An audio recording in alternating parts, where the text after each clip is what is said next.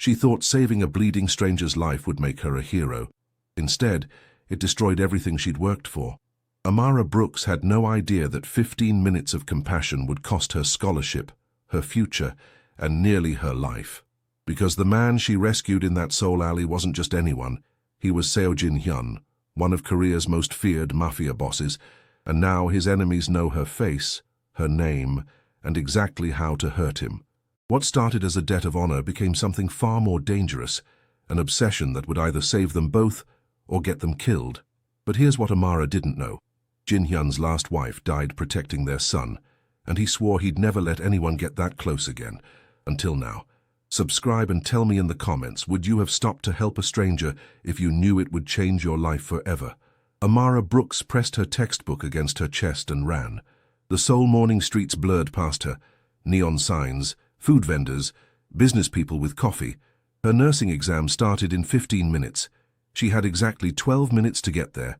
Cardiovascular system, she whispered to herself. 4 chambers. Right atrium, right ventricle, left atrium, left ventricle. Her phone buzzed. A text from her brother Minho. Good luck today. You got this. Amara felt warmth spread through her chest. She had to pass this exam. Minho was only 14. He depended on her completely since their parents died 2 years ago. The scholarship was everything. She turned the corner toward the university. 8 minutes left. Her heart pounded, but she could make it. Then she saw the blood. A man sat slumped against the brick wall of a narrow alley. Dark liquid pooled beneath his left shoulder. His expensive suit was torn. His black hair fell across his face, but she could see he was unconscious. Amara stopped running. People walked past him. Nobody else stopped. In Seoul, you minded your own business. You didn't get involved. But the man was bleeding badly, really badly. Amara felt her nursing training kick in. She looked at her watch. 6 minutes until her exam. If she helped him, she would be late. If she was late, Professor Kim wouldn't let her in. No exceptions. The man's breathing was shallow. Damn it, she whispered. She dropped to her knees beside him. Blood soaked through his white shirt. She pressed her textbook against the wound and pushed down hard. Sir, can you hear me? No response. His skin was pale. Too pale. Amara pulled out her phone and called emergency services. While she waited, she kept pressure on the wound. The blood was slowing, but not stopping. Stay with me, she said. You're going to be okay. The man's eyes fluttered open. They were dark brown, almost black. He looked at her for a long moment. Something shifted in his expression, confusion, maybe surprise. Who? He started. Don't talk, Amara said. Help is coming. Just focus on breathing. His eyes found hers. They were intense, studying her face. She felt her breath catch. There was something about his gaze that made her stomach tighten. Sirens wailed in the distance. The man tried to sit up. Amara pushed his shoulders back down. Stay still. You've lost a lot of blood. Why did you stop? His voice was rough, barely a whisper. Because you needed help. He stared at her. The sirens grew louder. You don't know me, he said. It doesn't matter. Something shifted in his expression again. His eyes softened just slightly. The ambulance turned into the alley. Paramedics jumped out and rushed toward them. Amara moved back to give them space. What happened? One of them asked her. I found him like this. Stab wound to the left shoulder. Possible artery damage. He's been bleeding for at least 10 minutes. The paramedic looked impressed. Are you medical? Nursing student. They loaded the man onto a stretcher. As they carried him toward the ambulance, his eyes found hers again. Thank you, he said. Amara nodded. She watched the ambulance drive away. Then she looked at her watch. She was 18 minutes late for her exam. She ran toward the university anyway. The hallway outside Professor Kim's classroom was empty. Amara stood at the door, her hand on the handle. She could hear the scratch of pencils on paper inside. Her textbook was covered in blood. Her hands were stained red. Her heart was still racing. She knocked softly. Professor Kim opened the door. Her expression was cold. Miss Brooks, you're late. I know. I'm sorry. There was an emergency. The exam started 20 minutes ago. Please, Professor Kim, I can explain. No exceptions. You know the policy. Amara felt panic rise in her throat. Someone was hurt. I had to help. I'm a nursing student. It's my responsibility. Your responsibility is to be on time for your exams. The professor started to close the door. Amara put her hand against it. Please, this exam determines my scholarship. If I fail, I can't continue the program. Professor Kim's voice was flat. You should have thought of that before you decided to play hero. The door closed. Amara stood in the empty hallway. Her hands shook. She felt sick. The scholarship covered her tuition and living expenses. Without it, she couldn't support Minho. She couldn't become a nurse. Everything she had worked for was gone. She slid down the wall and sat on the floor. The blood on her hands had dried dark brown. She had saved a stranger's life, and it had cost her everything. The diner was busy that night. Amara carried plates of kimchi stew and bulgogi to tables full of tired workers and university students. Her feet ached. Her head pounded. She had been working at the diner for 2 years, ever since their parents died. The money barely covered rent and Minho's school expenses. The nursing scholarship was supposed to change everything. Now she had nothing. "Order up," called Mr. Park from the kitchen. Amara grabbed 2 plates of fried rice and headed to table 6. A group of middle-aged businessmen sat there, already drunk on soju. They laughed loudly at crude jokes. "Here you go," she said, setting down the plates. One of the men grabbed her wrist. "Sit with us, beautiful. Have a drink." Amara felt her stomach tighten. "I'm working. Please let go." His grip tightened. "Don't be rude." "1 drink." The other men laughed. Amara tried to pull away, but he held on. "Let go of me." "What's wrong? We're being friendly." Amara felt fear spike through her chest. The man's fingers were strong. His breath smelled like alcohol. Then a voice cut through the noise. "Remove your hand." The voice was quiet but deadly cold. Every conversation in the diner stopped. Amara looked toward the entrance. The man from the alley stood there. His left arm was in a sling, but he looked powerful, dangerous. 3 other men stood behind him, wearing dark suits.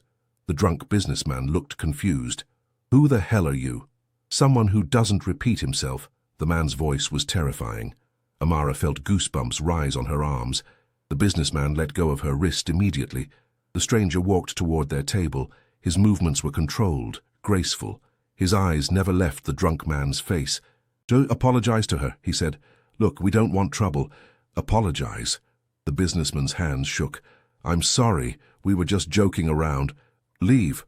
All 4 men threw money on the table and rushed out of the diner. The stranger watched them go. Then his eyes found Amara's. "Are you hurt?" he asked. His voice was different now. Still quiet, but not cold, almost gentle. "I'm fine," Amara said. "Thank you." "Good." He turned to leave. Amara called after him. "Wait, how's your shoulder?" He paused. "It will heal. You should be resting and keeping the wound clean." Something shifted in his expression. "You're worried about me." It wasn't a question. Amara felt her cheeks warm. "You're my patient, technically." "I see." The silence stretched between them. His 3 companions waited by the door. "What's your name?" Amara asked. "Jin Hyun." "Seo Jin Hyun. I'm Amara Brooks." He nodded once. "I know." That surprised her. "How do you know?" But he was already walking toward the door. His men followed him out into the night. Amara stared after him. Her wrist still tingled where the drunk man had grabbed her, but Jin Hyun's presence had made her feel safe, protected. She didn't understand why. The next morning, Amara received an email from the university bursar's office. "Dear Miss Brooks, your outstanding tuition balance has been paid in full. Please contact our office if you have questions. Regards, Financial Aid Department." Amara read the email 3 times. Then she called the office. "This has to be a mistake," she said, when the clerk answered. "I didn't make any payment." "Let me check your account." "No, Miss Brooks. Payment was received yesterday evening. Cashier's check for the full amount." "Who sent it?" "The payment was anonymous." "Is there a problem?" Amara felt her stomach drop. "I need the address where the check was issued." "I can provide that information. 1 moment." Amara wrote down the address. It was in Gangnam District, near the financial center, an expensive area. She hung up the phone and stared at the email. Someone had paid $30,000 for her education, someone who wanted to remain anonymous, but she knew who it was. Amara felt anger rise in her chest. She grabbed her jacket and headed for the subway. The building was sleek glass and steel, 40 stories high. A security guard sat behind a marble desk in the lobby. I need to see Seo Jin-hyun, Amara said. The guard looked her up and down. She was wearing jeans and a university sweatshirt. She didn't belong here. Do you have an appointment? No, but then I can't help you. Tell him Amara Brooks is here, the nursing student from yesterday morning. The guard hesitated. Then he picked up his phone and spoke quietly in Korean. After a moment, he hung up. Elevator to the 38th floor. Someone will meet you. The elevator was mirrored and silent. Amara watched the numbers climb. Her hands were shaking. The doors opened onto a reception area with black leather furniture and expensive art. A man in a dark suit waited for her. He was tall and lean with sharp cheekbones. Miss Brooks, I'm Kai Min-soo. Please follow me. They walked down a hallway lined with offices. Everything was pristine, quiet, intimidating. Kai opened a door at the end of the hall. After you. The office was enormous. Floor-to-ceiling windows overlooked the Han River. Jin-hyun sat behind a massive desk, reading documents. His injured arm rested in a sling. He looked up when she entered. Miss Brooks, I didn't expect to see you again. You paid my tuition. I did. His directness surprised her. Amara felt her anger falter. Why? Jin-hyun set down his papers. You saved my life. I don't like to owe debts. I don't want your money. But you need it. Amara felt heat rise in her cheeks. That's not the point, isn't it? Without the scholarship, you can't continue school. You can't support your brother. How do you know about my brother? Jin-hyun's expression didn't change. I make it my business to know things. That sent a chill down Amara's spine. You investigated me. I protect my investments. I'm not an investment. I'm a person. Something shifted in his expression. Yes, you are. The silence hung between them. Kai stood by the door, watching. I don't want to owe you anything, Amara said. You don't. The debt was mine. Now it's paid. It's not that simple. It is exactly that simple. Amara felt frustration build in her chest. You can't just decide things for people. I have the right to refuse. You have the right to fail. Is that what you want? His words stung because they were true. Without the money, she would have to drop out of nursing school. She would have to work full-time to support Minho. Her dreams would die. But accepting help from this man felt dangerous. Everything about him was dangerous. What do you want from me? She asked. Jin-hyun stood up slowly. His eyes found hers. Nothing, he said. I want nothing from you. But Amara didn't believe him. She turned to leave. At the door, Jin-hyun spoke again. Miss Brooks.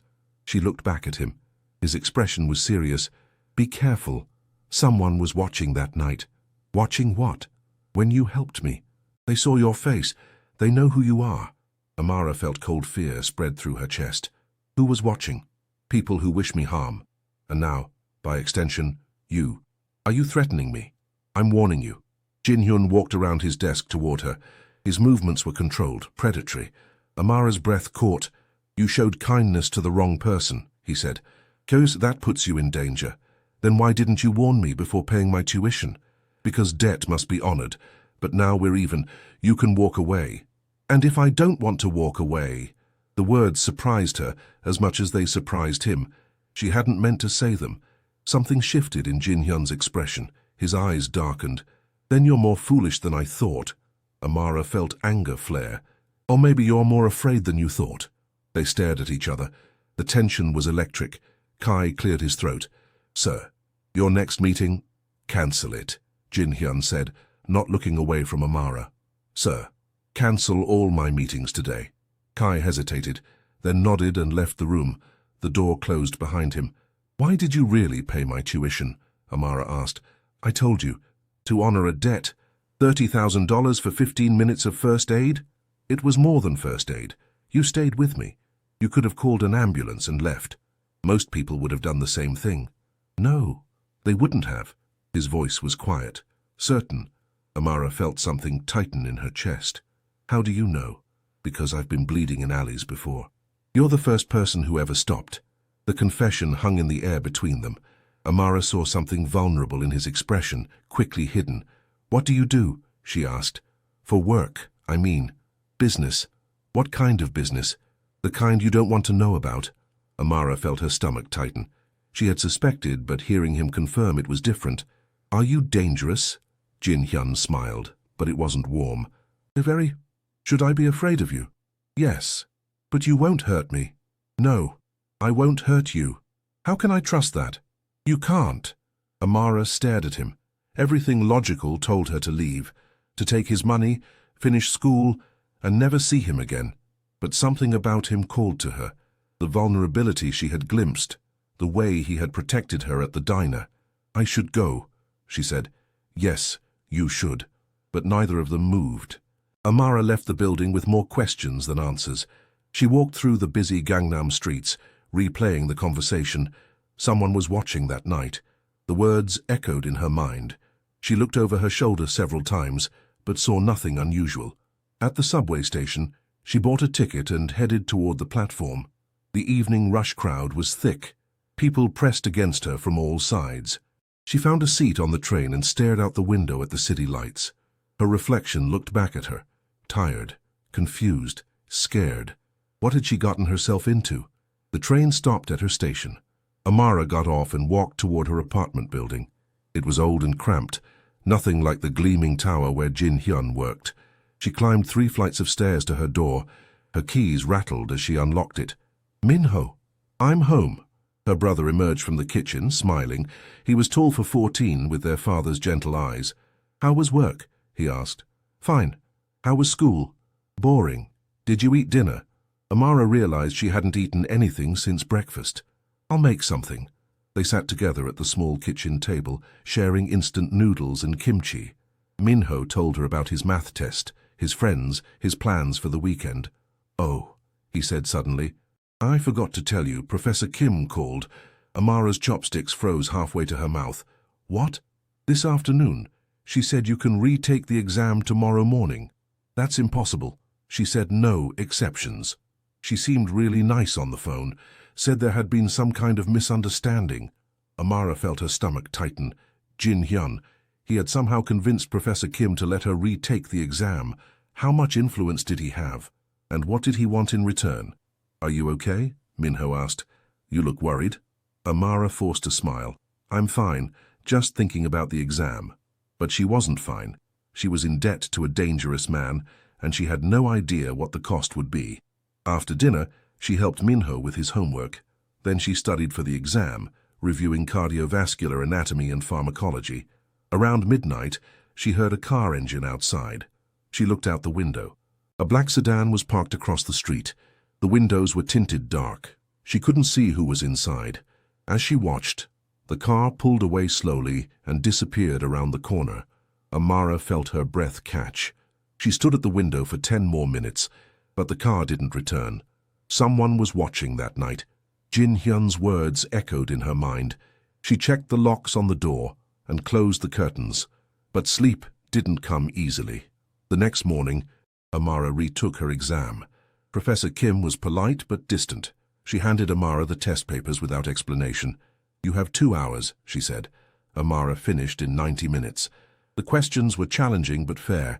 She felt confident about most of her answers. Thank you for the second chance, she said as she handed in her papers. Professor Kim nodded stiffly. I hope you make the most of it. Amara left the university and walked toward the subway. The morning was bright and clear. She felt optimistic for the first time in days. Then she saw the black car. It was parked at the corner, engine running. The same car from last night. The windows were tinted, but she could see the silhouette of someone in the driver's seat. Amara felt fear spike through her chest. She walked faster toward the subway entrance. The car followed her. She broke into a run. The car sped up, staying parallel to her on the street. Other pedestrians looked at her strangely, but nobody stopped to help. Amara reached the subway entrance and ran down the stairs. Behind her, car doors slammed. She pushed through the turnstile and onto the platform. A train was just arriving. She squeezed into the crowded car just as the doors closed. Through the window, she saw 2 men in dark clothes at the top of the stairs. They were scanning the platform, looking for her. The train pulled away from the station. Amara collapsed into a seat, her heart pounding. Jin Hyun had been right. Someone was watching her, following her. She pulled out her phone and found his number. He had given it to her before she left his office. For emergencies only, he had said. This qualified. The phone rang twice before he answered. Miss Brooks, they're following me, the car, just like you said. There was a pause. Where are you? On the subway. Line 4. Heading toward Myeongdong. Get off at the next station. Don't go home. Don't go to work. Where should I go? Text me your location. I'll find you. The line went dead. Amara stared at her phone. She was trusting a man she barely knew. A dangerous man. But he was the only person who understood the threat. The train stopped at Chungmuro Station. Amara got off and climbed back to street level. She found a coffee shop and sat by the window, watching the street. She texted Jin Hyun her address. 10 minutes later, 3 black cars pulled up outside. Jin Hyun got out of the middle car with Kai and 2 other men. They moved like a coordinated unit. Amara felt her breath catch. He had come for her. Jin Hyun entered the coffee shop and walked directly to her table. His expression was grim. We need to leave. Now. What's happening? I'll explain in the car. He extended his hand. Amara looked at it for a long moment. Taking it would change everything. She would be stepping into his world completely. But the alternative was facing the threat alone. She took his hand. The car was luxurious and silent. Amara sat beside Jin Hyun in the back seat. Kai drove. 2 other cars followed them through the Seoul traffic. Who are they? Amara asked. The people following me. Enemies. People who want to hurt me. By hurting me. By hurting what I care about. Amara felt something shift in her chest. You care about me. Jin Hyun was quiet for a long moment. You saved my life. That creates a bond. Is that all it is? Obligation? He turned to look at her. His eyes were dark, unreadable. What else would it be? Amara didn't have an answer, but she felt something between them. Something electric and dangerous and real. Kai, where are we going? She asked. Somewhere safe. Until I can eliminate the threat. Eliminate? Deal with, Jin Hyun corrected. Handle the situation. But Amara heard what he really meant. He was going to kill them. The thought should have terrified her. Instead, she felt protected. He was willing to kill to keep her safe. What did that say about her? What did that say about both of them? What about my brother? She asked. He's at school, already taken care of. Kai picked him up 20 minutes ago. Amara felt panic rise. You kidnapped my brother? I protected him. There's a difference. Where is he? Safe. With my people. I want to see him. You will. The car turned into an underground garage. Concrete walls, security cameras, armed guards. This wasn't a normal building. Welcome to my home, Jin Hyun said. The elevator rose silently to the top floor.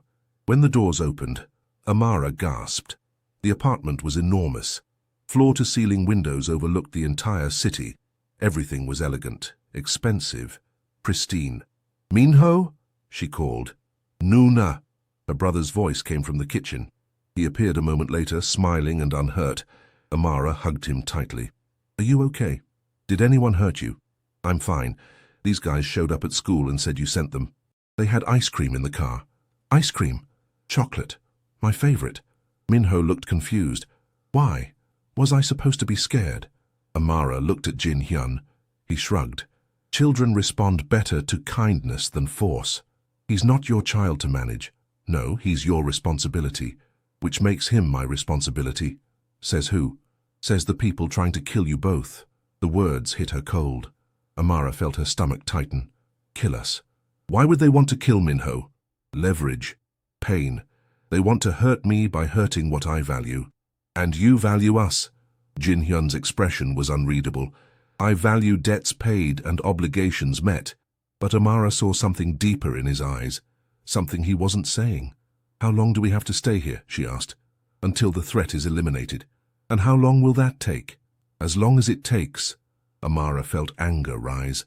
You can't just decide to keep us prisoner. I can and I will. His voice was final, cold. The gentle man who had bought ice cream for her brother was gone. This was the dangerous Jin Hyun, the one who eliminated threats. What if we want to leave? Then you'll die. The silence stretched between them.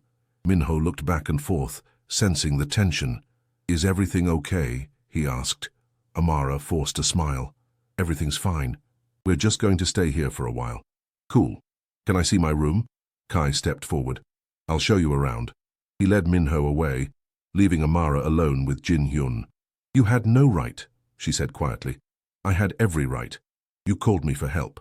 I didn't ask you to kidnap us. I didn't kidnap you. I rescued you. What's the difference? Jin Hyun stepped closer. His voice was soft but deadly serious. Oh, the difference is that kidnappers want something from you. I want nothing except to keep you alive. Amara felt her breath catch. He was close enough that she could see the gold flecks in his dark eyes. Why? She whispered. Why do you care so much? I don't know. The honesty in his voice surprised them both. Something shifted in his expression. Vulnerability, confusion, fear. I don't know, he said again. And that terrifies me.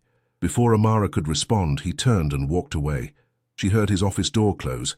She stood alone in the luxurious living room, looking out at the city lights. Her entire life had changed in 48 hours. She was a prisoner in a golden cage, protected by a man who frightened and attracted her in equal measure. And somewhere out there, people were planning to kill her. Amara felt her hands shake. She sat down on the leather sofa and tried to process what was happening. The apartment was silent except for the distant sound of Minho's laughter from another room. At least he was safe. At least he was happy. But for how long? And at what cost? Through the window, she saw a black car parked on the street below. It sat there for 10 minutes, then drove away slowly. They know where we are, she realized. The thought sent ice through her veins.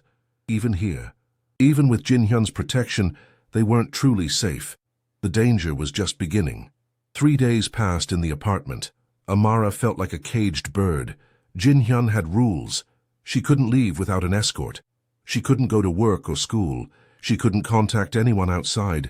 It's temporary, he said each time she complained, but temporary felt permanent when she watched the sun rise and set through bulletproof windows. Minho adapted better. He explored the apartment, played video games on Jin Hyun's expensive system, and charmed everyone with his easy smile. This place is amazing, he told Amara over breakfast.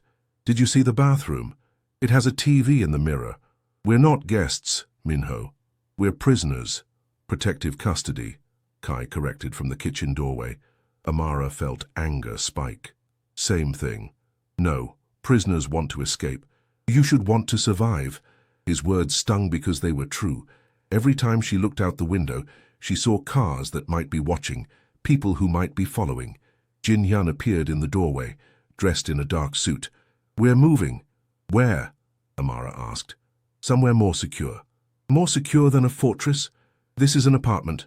I have an estate. Amara felt her stomach tighten. An estate meant more isolation, more distance from her real life. For how long? Until the threat is eliminated. The same answer he always gave. Amara was tired of hearing it. And if I refuse to go, Jin Hyun's eyes found hers. Then you die, and your brother dies. Is that what you want? I want choices. I want some control over my life. Control is an illusion. Safety is real. So is freedom. Not for you. Not anymore. The silence stretched between them. Minho looked back and forth, confused. Are we in trouble? He asked quietly. Amara forced a smile. No, sweetheart. We're just going somewhere safer. But safe felt more and more narrow walls. The estate was an hour outside Seoul. High walls, security cameras, armed guards at the gate. The house itself was massive, traditional Korean architecture mixed with modern luxury. Welcome to my home, Jin Hyun said, as their car pulled up the circular drive. Amara felt overwhelmed. The place was beautiful but intimidating. Everything spoke of power, control, money. How many people live here? She asked. Security staff, household employees, family. Family? Jin Hyun's expression closed off. You'll meet them. Inside, the house was elegant and cold. Dark wood, expensive art, furniture that looked untouched.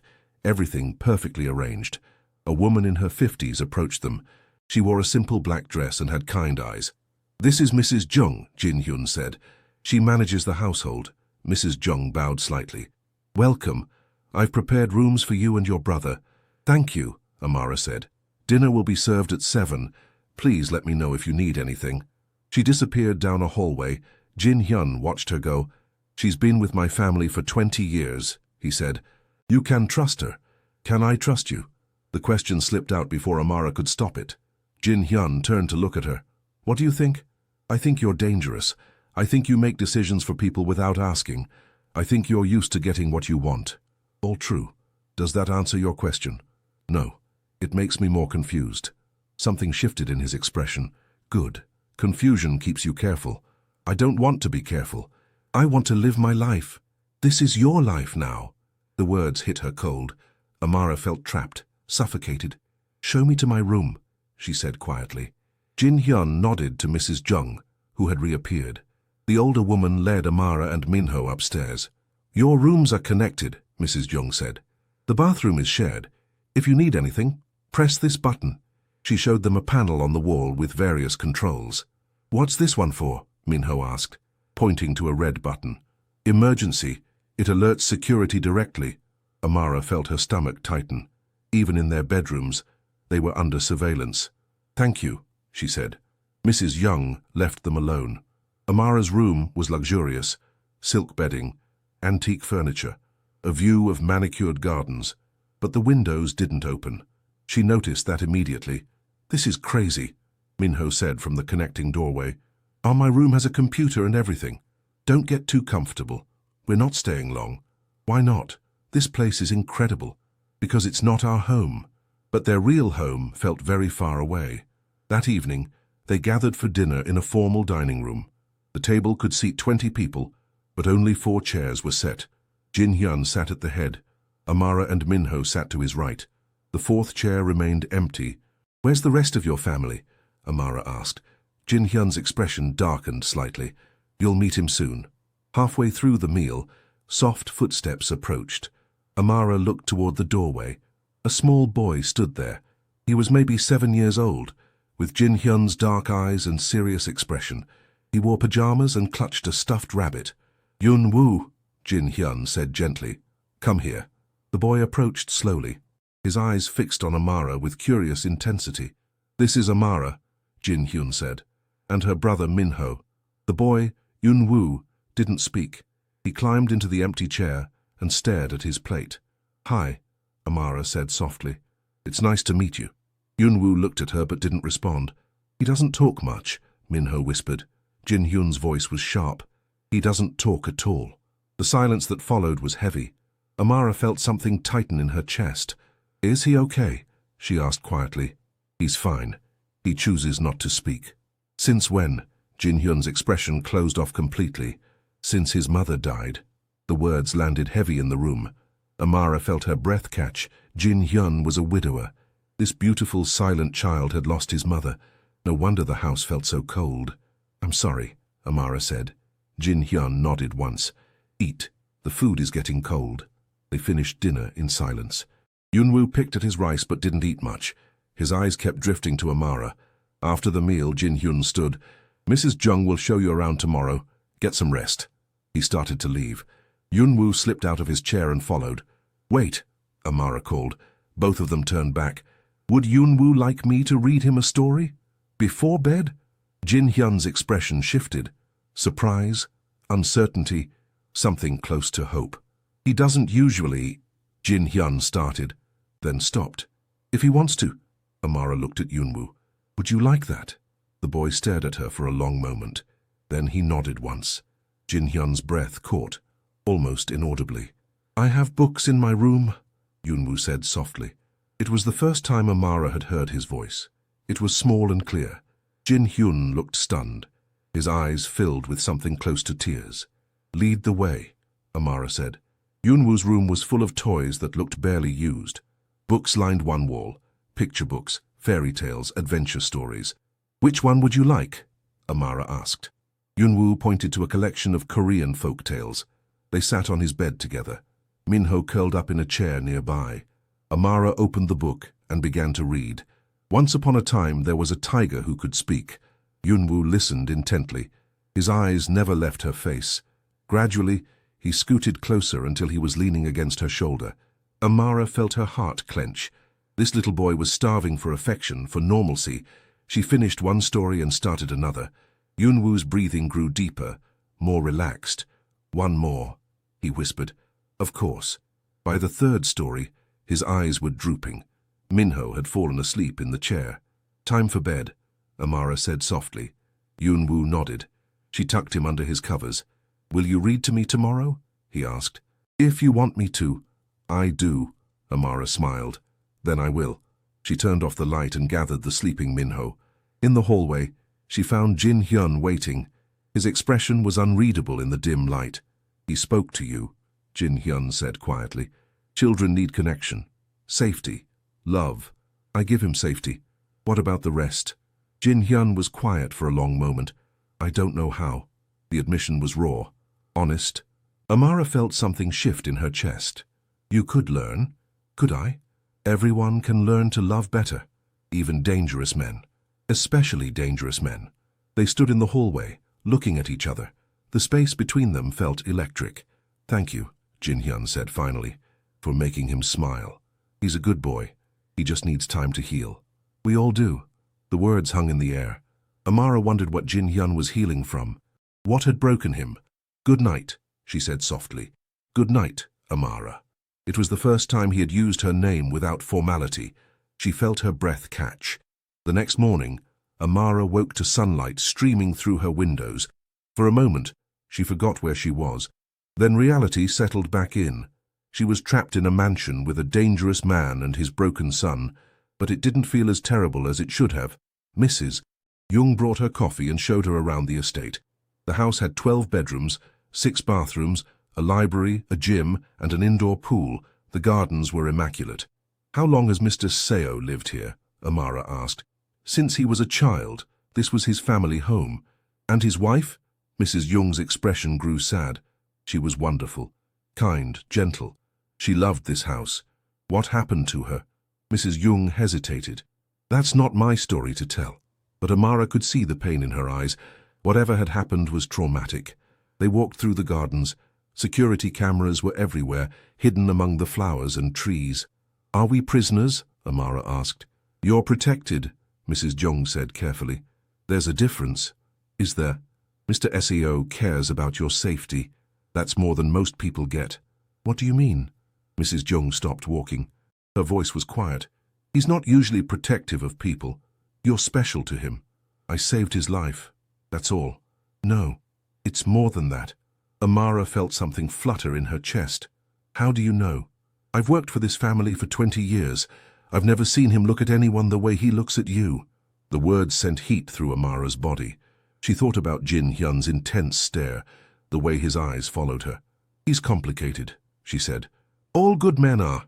They returned to the house for lunch. Yunwoo was waiting in the kitchen with Minho. The boys had been playing video games. "Amara," Yunwoo called when he saw her. "Will you read to me now?" His voice was stronger than last night, more confident. "After lunch," she said.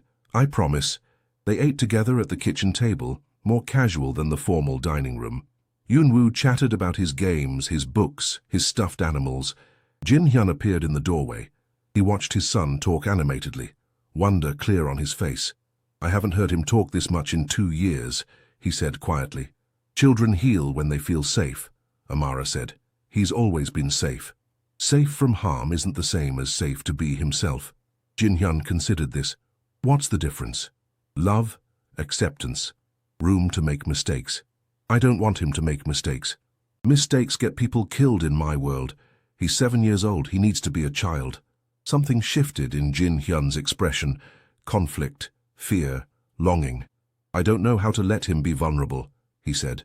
"You could start by being vulnerable yourself." Their eyes met across the kitchen. The air between them felt charged. "Is that what you want from me?" Jin Hyun asked. "Vulnerability. I want you to trust me. The way you're asking me to trust you." The silence stretched between them. Yunwoo and Minho continued eating, oblivious to the tension. "Trust is dangerous," Jin Hyun said finally. "So is isolation. Isolation keeps people alive. Does it? Or does it just keep them breathing?" Jin Hyun stared at her for a long moment. Then he turned and left the kitchen. Amara felt her stomach tighten. She had pushed too hard, too fast.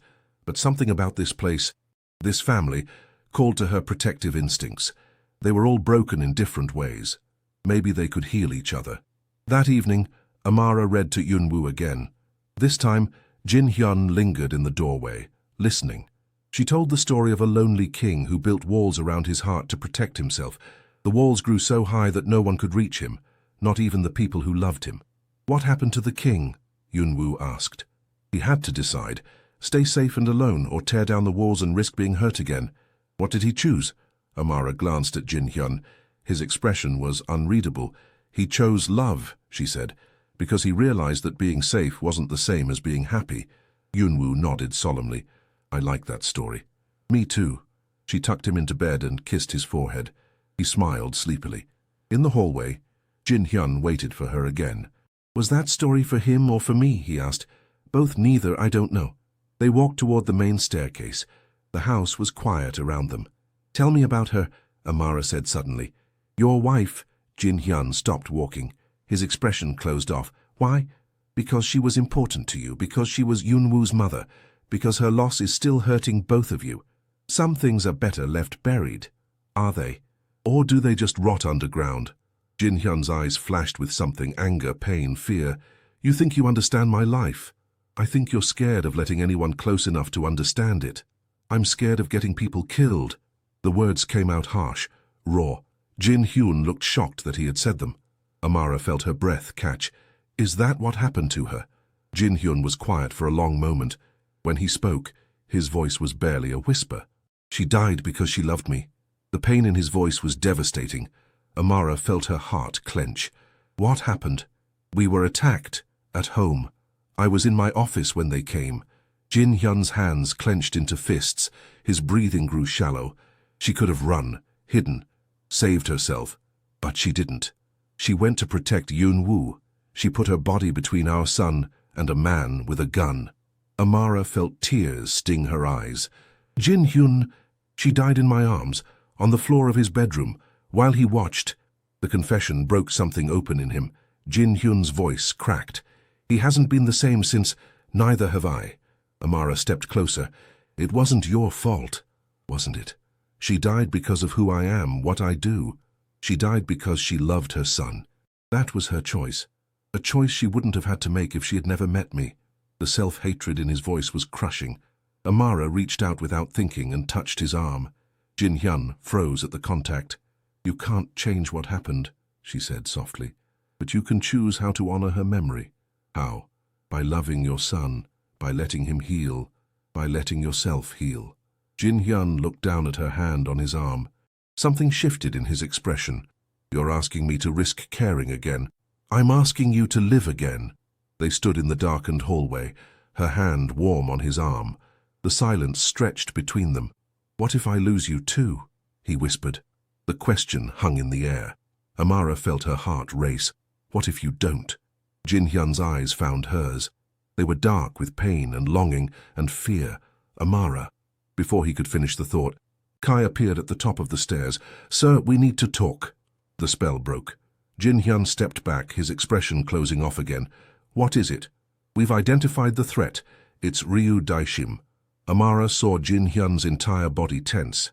His face went cold. Are you certain? Positive. He's been planning this for months. Who's Ryu Daishim? Amara asked. Jin Hyun turned to her. His voice was deadly quiet. Someone who wants me dead. And now he wants you dead too. Fear spiked through her chest. Why? Because he knows you matter to me. The admission hung between them. Jin Hyun looked surprised that he had said it out loud. Sir, Kai said urgently, there's more. He's moving tonight. Jin Hyun's expression went arctic. How many men? At least 20. Maybe more. Lock down the estate. Full security protocols. No one gets in or out. Kai nodded and spoke quickly into his radio. Within minutes, Amara heard footsteps throughout the house. Voices calling out codes and positions. What's happening? She asked. Jin Hyun's voice was grim. War. The lights went out 30 minutes later. Amara was in her room when the house plunged into darkness. Emergency lighting kicked in immediately, casting red shadows on the walls. Someone pounded on her door. Miss Brooks, we need to move you now. It was one of Jin Hyun's security men. She opened the door. Where's my brother? Already secured. Come with me. They ran through hallways filled with armed men.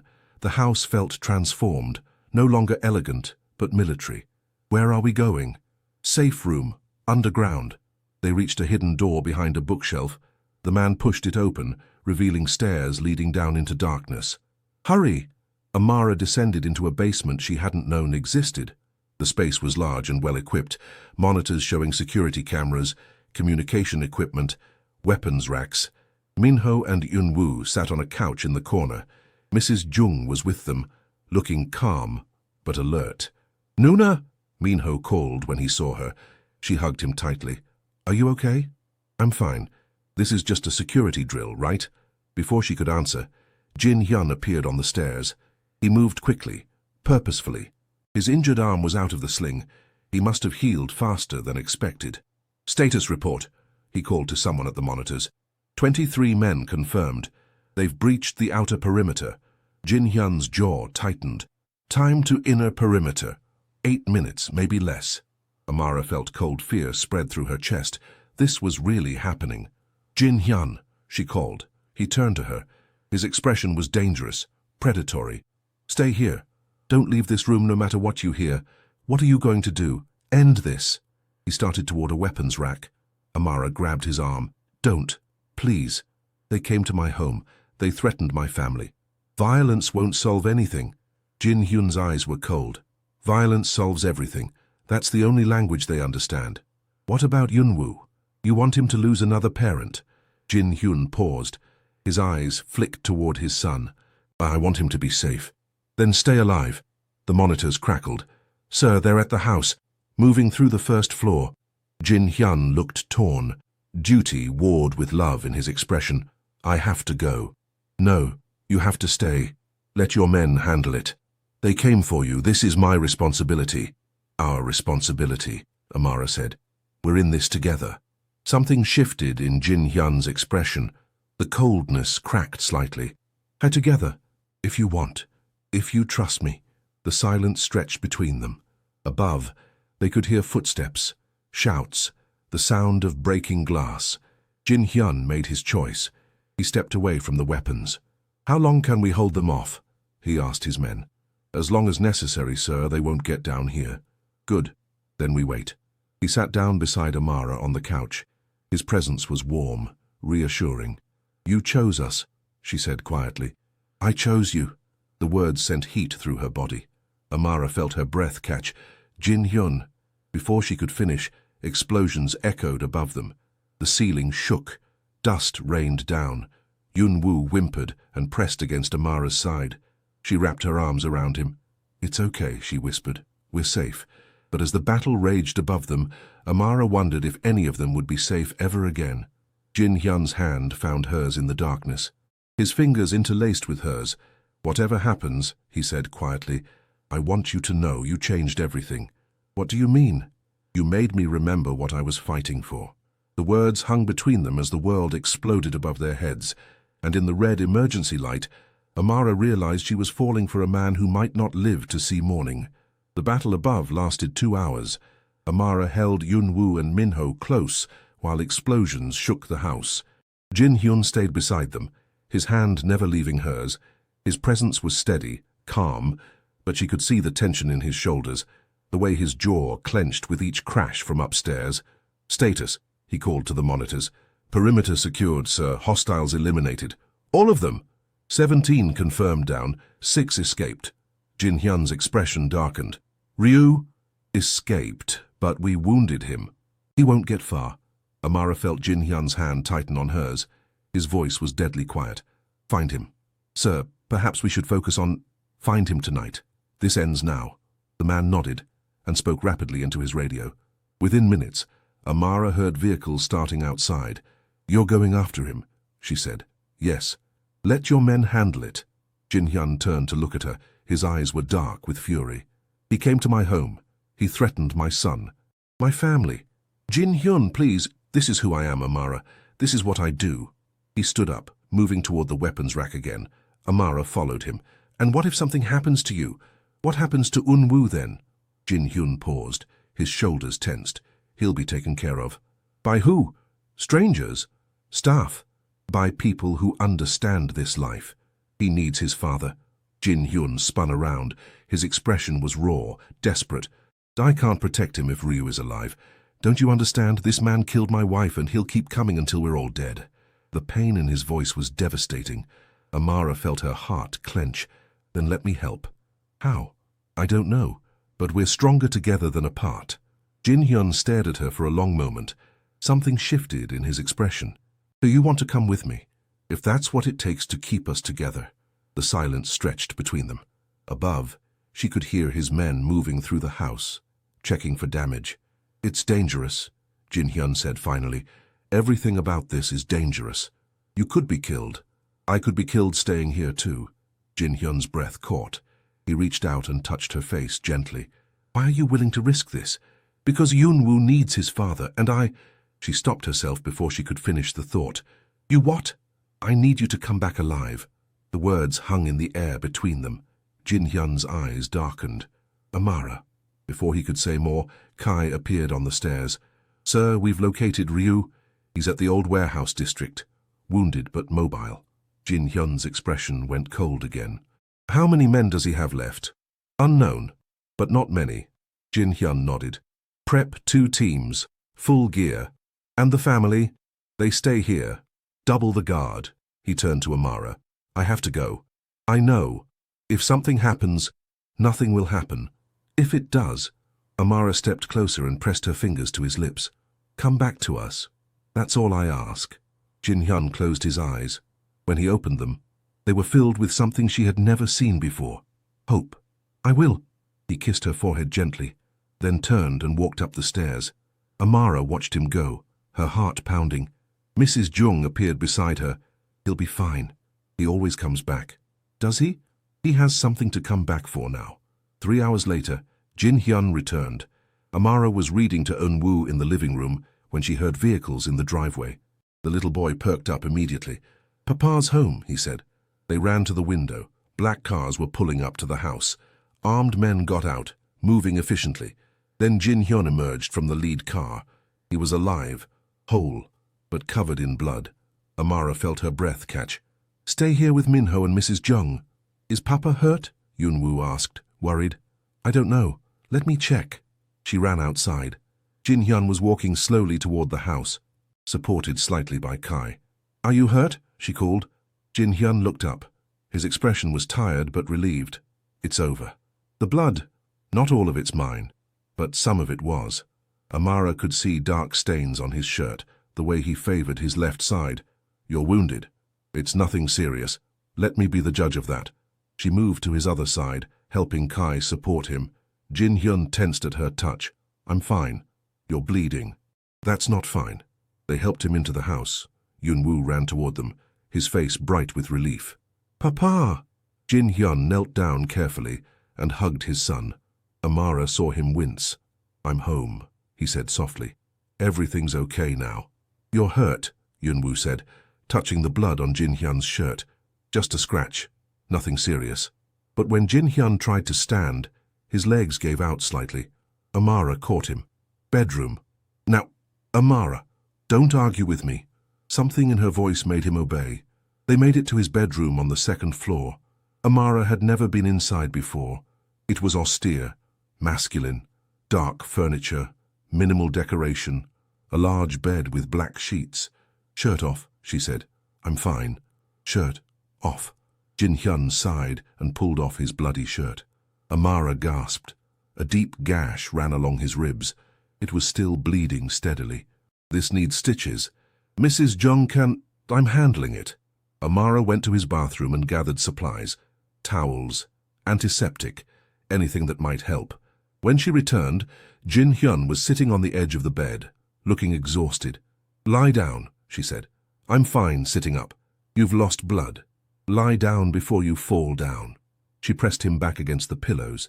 His chest was broad, muscled, marked with old scars. You have medical supplies, she asked. Bathroom cabinet, bottom shelf. She found a proper first aid kit and returned. Jin Hyun's eyes were closed, but he opened them when she sat beside him. This might hurt, she said, cleaning the wound. Jin Hyun didn't flinch. I've had worse. When? Many times. Amara felt something tighten in her chest. How many times had he been hurt like this? How many times had he almost died? Say, hold still. She worked carefully, cleaning the wound and applying antiseptic. Her hands were steady despite her racing heart. You're good at this, Jin Hyun said quietly. Nursing school, remember? No. You're good at taking care of people. Something in his voice made her look up. He was watching her with an expression she couldn't read. Someone has to... Why you? Why not me? Most people wouldn't have stopped that first morning. Most people wouldn't have stayed to help. Most people aren't studying to be nurses. That's not why you stayed. Amara paused in her work. Then why did I stay? Because you care about people, even strangers. Is that so unusual? In my world, yes. She finished cleaning the wound and reached for bandages. Your world isn't the only world. It's the only one I know. Maybe that's the problem. Jin Hyun was quiet for a moment. What do you mean? You've surrounded yourself with violence and danger for so long, you've forgotten there are other ways to live. Other ways get you killed. Do they? Or do they get you something worth living for? Amara finished bandaging his ribs. Her hands lingered on his chest. You could choose differently, she said softly. Could I? You chose differently tonight. You came home instead of chasing more violence. Jin Hyun's hand covered hers on his chest. His skin was warm under her fingers.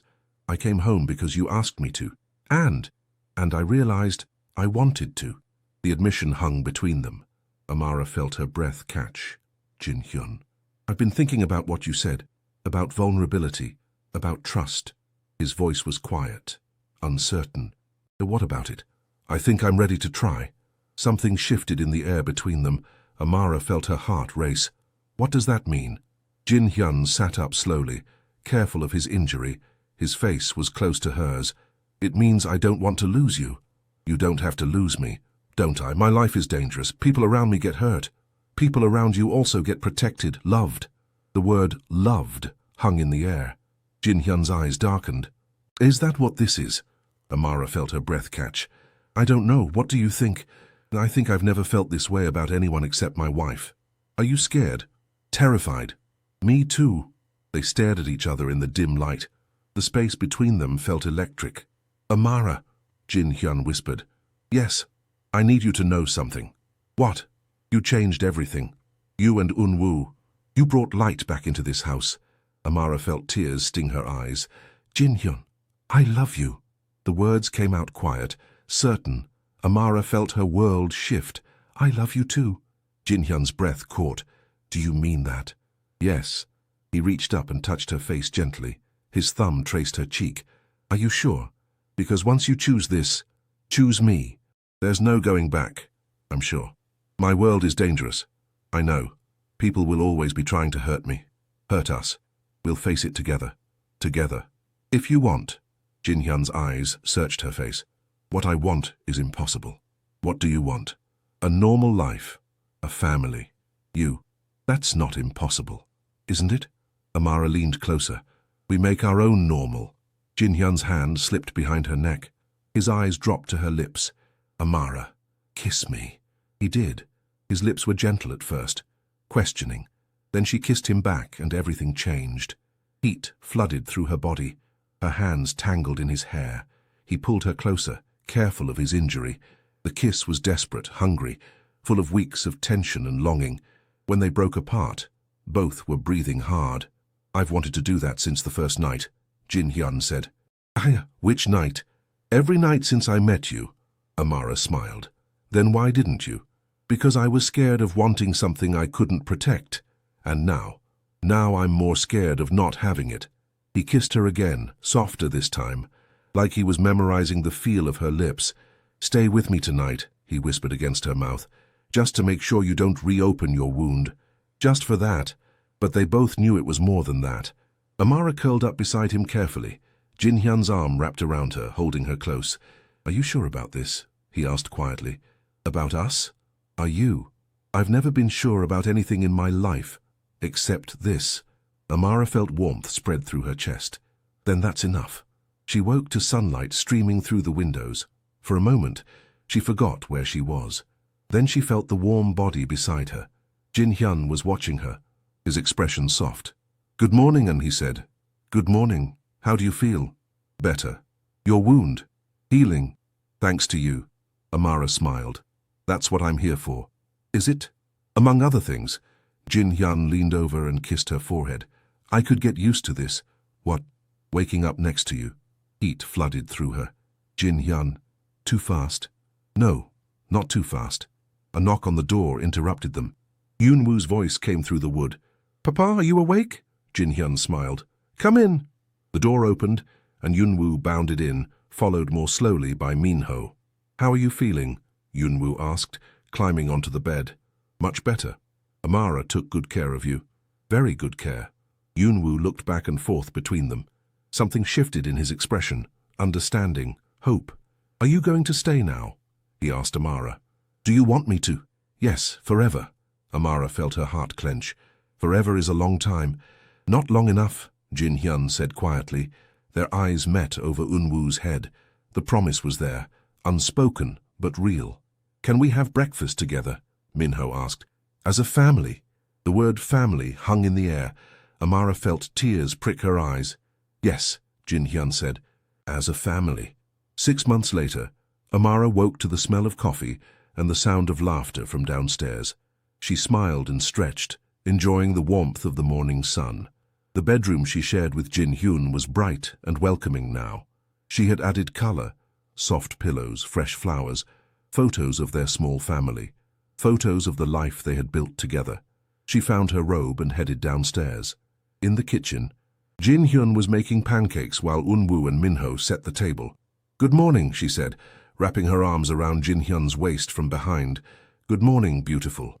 He turned in her arms and kissed her softly. Even after 6 months, the touch of his lips made her heart race. "Sleep well." "Perfect." "You?" "Perfect."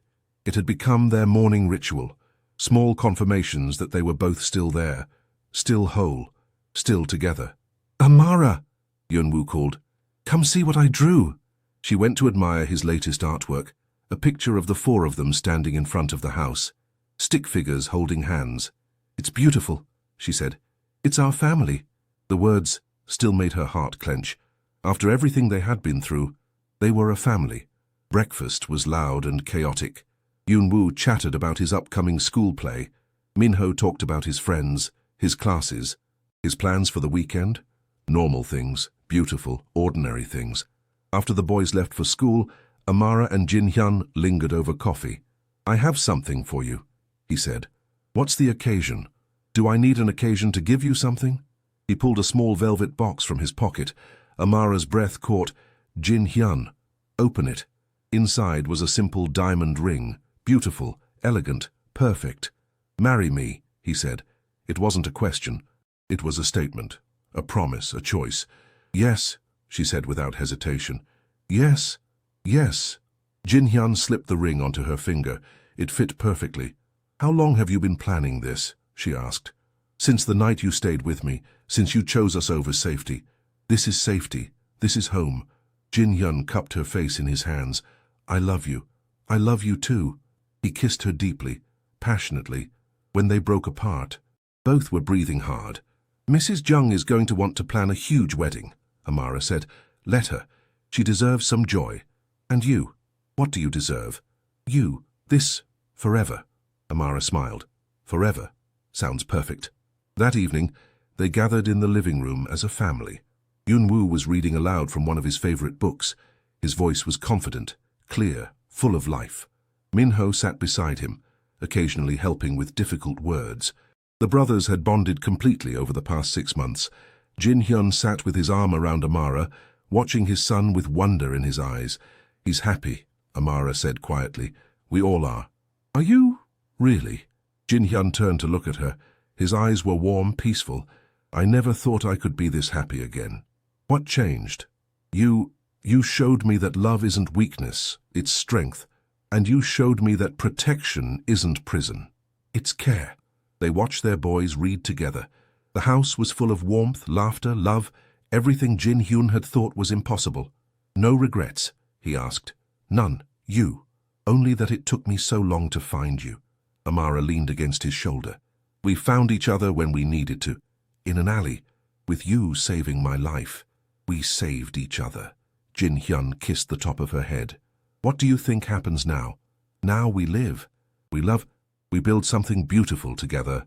And if danger comes again, we face it together. Together," Jin-hyun repeated. "Always." Outside, Seoul glittered in the darkness. But inside their home, everything was light and warmth and peace. Yunwoo finished his story and looked up at them. "Will you read to me tonight?" he asked Amara. "Of course. And Papa too." Jin Hyun smiled. "If you want, I want." Later, they tucked both boys into their beds.